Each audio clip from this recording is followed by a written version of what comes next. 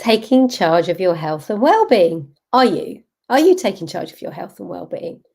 Oh, it's one of my favorite topics. Um, so many people don't for so many different reasons. And I think it is the key to living a happier, healthier life by taking charge of your health and well-being. It doesn't have to be complicated and it doesn't have to be expensive. And it's just about taking simple action that you can implement each day, that you can keep going so it becomes a sustainable, maintainable practice. And it's not about deprivation. It's not about um, making yourself feel like you can't enjoy things in life. It's about finding balance for you and learning how to monitor and adjust as you go along and all of the different elements that are involved. So I'm just going to go through a few tips and things that I do, not necessarily daily, um, but try and do most days to help support my health and well-being, and all things that I did when I had cancer and were part of my recovery. So I've got sort of what I call 6 magic modules. So let's start with meditation. So this is finding a quiet space to tune into your intuition. This is where you can cultivate that, I like to call it stopping time, where you're doing nothing else except just breathing. And this allows you to start to open up your intuition, which allows you to start to have a better connection with your body and your inner self, higher self, um, God, supreme being, whatever you want to call that higher power energy. And that is really what guides, is the underlying guidance in life. We've got mindset. So this is becoming conscious of what are you thinking? What's going through your head? And you can do this just by pausing and listening to your thoughts. You can do this by writing. And again, it doesn't have to be long. You can apportion a few minutes to each of these activities. Or you can take one activity, do one day and another activity another day.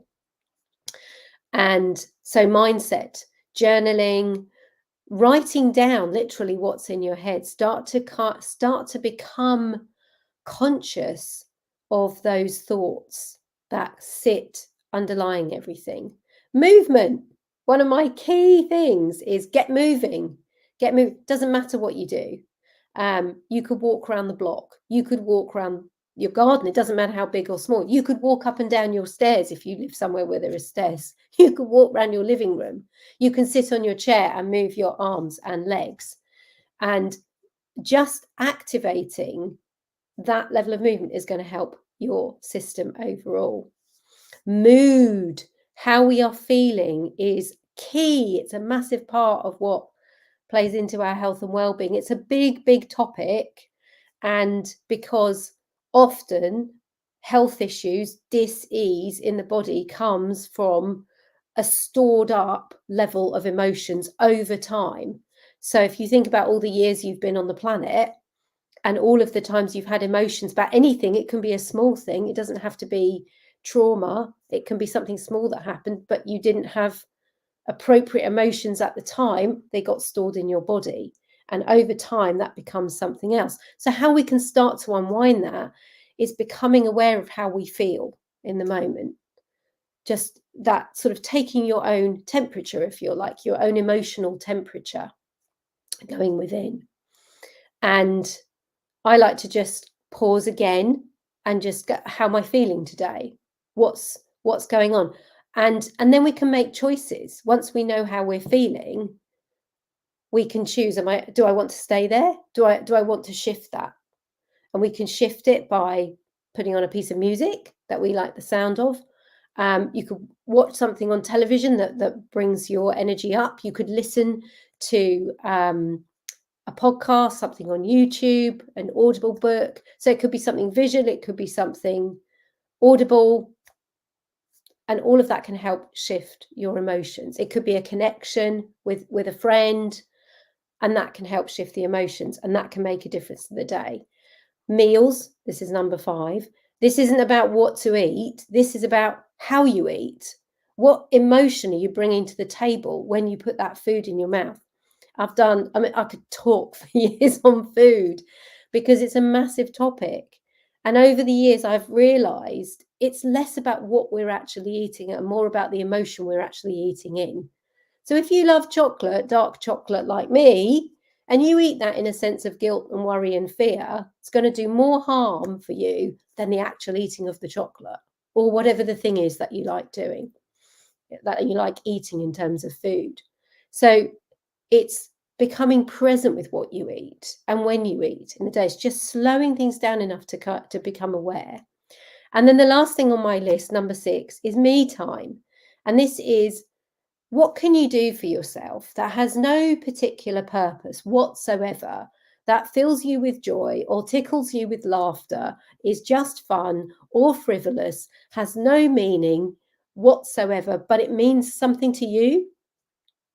And that can be done daily. It can be a small thing. So all of this you can fit into a day. You could fit into half an hour, or you could pick different activities, different elements of this each day to help support your health and well-being. And every little thing you do is going to build up. It's going to be like an investment in your health bank. So those are some things you can do.